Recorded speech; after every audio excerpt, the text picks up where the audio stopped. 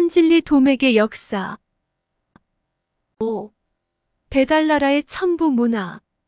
이번에는 한진리 도맥의 역사와 관련하여 박달나라, 박달나라, 배달나라로 불리는 단국 시대의 천부 문화에 대하여 살펴보겠습니다. 배달나라는 하늘나라, 한국의 제도 문화를 그대로 계승한 것이 됩니다. 즉 철학적 종교적으로 천부삼인과 천부삼경, 과학적으로 1월 수화목 금토의 운행에 기반한 28수력, 정치적으로 3, 4, 5가 제도 그대로입니다. 특히 문자는 녹도문을 시작으로 하여 용서, 우서, 화서, 과두문 등 여러 서체의 글자가 만들어졌고 이에 따라 학문이 발전하였습니다. 하늘나라에서의 종교 철학을 중심으로 한 심신수련법이 배달나라의 천웅도, 즉 한웅도로 수립되었는데 이를 후대에는 배달도 풍류도라 합니다. 이렇게 하늘나라의 제도 문화를 계승하여 밝은 땅나라의 수립 적용하여 하늘 뜻을 땅에 이룸으로써 인간 세상을 널리 이롭게 한 역사적 사실을 제세이와 홍익인간이라 하는 것입니다. 이하 역사의 흐름을 중심으로 살펴봅니다. 1. 배달 역사 개관. 호족과 웅족의 난을 천부삼경의 가르침으로 진압한 한웅은 한인 천재의 천명을 받아 천왕으로서 파견되어 태백산을 중심으로 하여 태백산 아래 신시를 열어 수도로 삼고 배달나라를 세웠다. 배달나라 개국을 개천이라 한다. 하늘나라의 법을 땅에 실현함을 뜻한다. 한웅의 가르침을 따른 웅족은 웅녀가 배필이 되면서 천왕 후의 족이 되어 번창하였다. 고씨 또는 해씨가 배달나라 초기 농사관 고씨씨의 후예로서 오랜 역사를 가지는 웅족의 대표적인 성씨가 된다. 배달나라 시대에 문자가 발전하여 그에 따라 학문도 발전하였다. 한웅은 팔음 이문이라는 8개 언어와 2개의 문자를 익혔다. 2개의 문자는 상형 문자와 표음 문자를 가리키는 것이 되는데 단군조선 초기에 각각 진서, 가림토로 불리게 된다.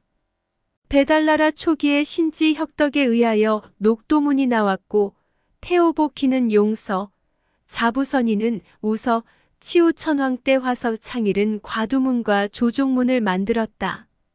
황제헌원이 창일이 창안한 문자를 가져가 그들의 백성들에게 쓰게 하였다.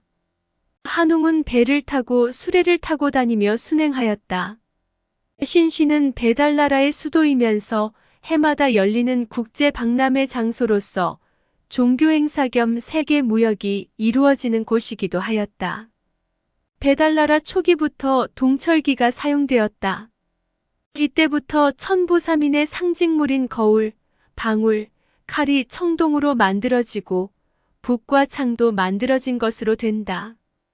청동거울, 청동방울, 청동검 제작은 단군조선 시대를 거쳐 북부여 후사만 시대까지 계속 이어진다. 배달나라 시대에 율법으로 무여율법 4조가 있었으며 환부라는 직책이 율법을 조절하였다.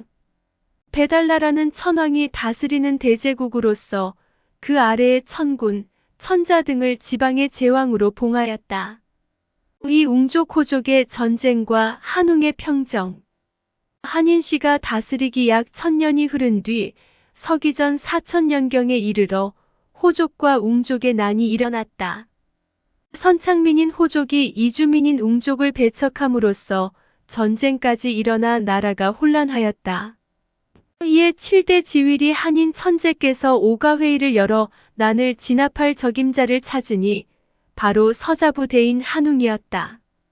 이에 한웅은 지윌이 한인 천재로부터 1000명을 받아 천부삼인을 전수받고 3, 4, 5가를 거느리고서 호족과 웅족의 난을 진압하러 중앙조정을 떠나 지방으로 향하였던 곳이 바로 태백산 지역이었다. 금악 3위, 태백 중 가장 남쪽에 위치하고 호족과 웅족의 난이 발발한 곳이다.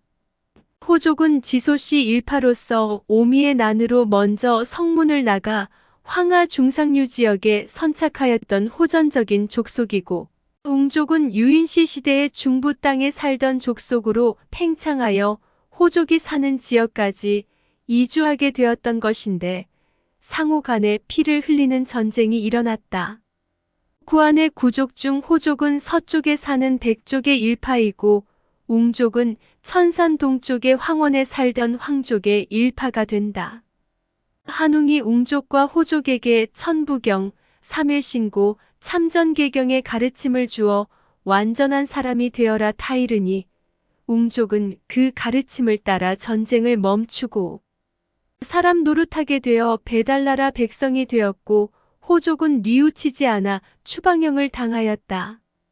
추방당한 호족의 후대 근거지가 유흥국 자리인 헌구가 되는데 소위 황제 헌원이 별칭 헌구로서 배달나라 시대의 치우천왕에게 반기를 들었던 인물이며 100여회 도전 끝에 결국 치우천왕께 신복하여 중원 땅의 천자 즉 황제로 인정받아 역사상 유흥국 이후 당후 하인주진한 등으로 이어지는 소위 중국의 실질적인 조상이 된다.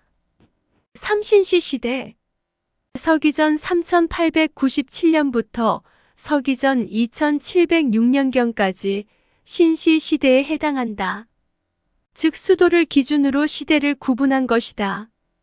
신시는 태백산 아래에 두었다. 배달나라 시대의 태백산은 황하 중류 지역에 있는 서안 태백산으로서 중국 동서남북 중에 5악의 하나인 화산이라고도 불린다. 신시 시대는 일대 거발한 한웅 천왕으로부터 13대 한웅까지 약 1192년간이다. 제14대 치우천왕인 자오지 한웅이 수도를 신시에서 동쪽의 청구로 옮겼다. 청구는 지금의 산동 지역이다. 대표적인 군우국으로는 태오보키의 진제국, 소전의 유흥국, 소호의 소호국, 신농의 염제국 등이 있다. 태오보키는 한웅 천왕의 아들로서 천군이며 우사를 지낸 인물로 서기전 3528년에 진을 수도로 삼아 진제가 되었고 그 뒤 서기전 3218년까지 이어졌다. 소전과 소호는 고시씨의 후예이며 웅족 출신이고 소전씨는 배달나라 조정의 종실로 서기전 3242년에 유흥국에 봉해진 인물이다. 신농은 소전씨의 아들이며 배달나라 우가를 지낸 인물로 서기전 3218년에 진제국을 접수하여 염제국의 시조가 되었으며 서기전 2697년까지 8대 522년을 이었고 다시 치우천왕에 의하여 단웅국으로 봉해져 5대를 거쳐 서기전 2333년까지 합 13대 886년을 이었다. 사천고 시대 배달나라 제14대 치우천왕은 일명 자오지 한웅으로서 서기전 2706년에 즉위하였는데 염제신농국의 세력이 약해지자 유흥국의 왕인 헌원 등의 제후들이 호시탐탐 노리며 세상이 점차 어지러워지니 서기전 2697년에 염제신농국을 먼저 평정하여 제8대 유망의 아들 괴를 단웅국에 봉하였다. 이에 유흥국 왕 헌원이 군사를 일으켜 치우천왕에게 도전하였다. 헌원의 조상은 공손씨로 소전씨의 후손이다. 즉 공손씨는 신농씨와 반계열족이 된다. 헌원이 공손씨의 뒤를 이어 유흥국 천자가 되었는데 배달나라 중앙조정의 운사를 지냈던 것으로 추정되기도 한다. 산해경에는 치우가 풍백과 우사에게 청하여 황제 헌원을 혼쭐나게 하였다고 기록하고 있는데 헌원이 그 나라의 직책에 백운사, 청운사 등 운사라는 명칭을 사용하였다고도 하는 바 헌원이 운사의 직을 지냈다고 보기에 일리가 있다. 헌원은 웅족 출신으로서 피지배족인 호족의 왕이 되어 호전성을 버리지 못하고 치우천왕에게 100여 차례 도전하였다. 결국 자부선인으로부터 사막내문경의 가르침을 받아 치우천왕에게 신복하여 중부의 최고 천자인 황제로 인정받았다. 황제 헌원은 웅족 출신으로서 중국 역사상 실질적인 중국의 시조가 된다. 물론 배달나라 제후인 천자이다. 치우천왕 당시 오방의 최고 천자로 황제 헌원, 청제 창일, 흑제 대여, 백제 소호가 있었고 또 적제 추경이 있었다. 치우천왕이 염제국을 다시 단훈국으로 봉하면서 12제후국을 평정하여 서기전 2380년경 요가 발효하기까지 약 300년간 평화가 거의 유지되었다.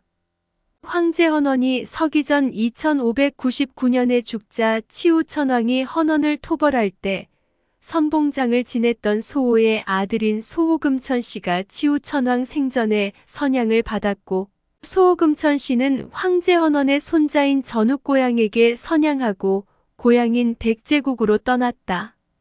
상천자가 된 소호금천 씨를 후대의 태상천자라고 부르는 이유가 여기에 있다. 오유의 반란. 황제 헌원, 소호금천, 전욱고양, 제곡고신, 제지로 전해진 유흥국은 서기전 2357년에 제곡고신의 아들이자 제지의 이복 형제인 요가 제지를 쳐서 멸하고 천자 자리를 찬탈하였다. 요는 당일아 국호를 정하고 수도를 평양에 두었다. 여기 평양은 황하 중류지역으로 하북에 위치한 인분지역이다. 요는 서기전 2401년생으로 서기전 2383년경에 도의 제후로 봉해지고 이후 서기전 2357년에 세력이 커지자 천자 자리를 찬탈하여 새로운 나라를 세운 것이다. 이때부터 요는 이웃 땅을 침략하여 구주를 설치하였다.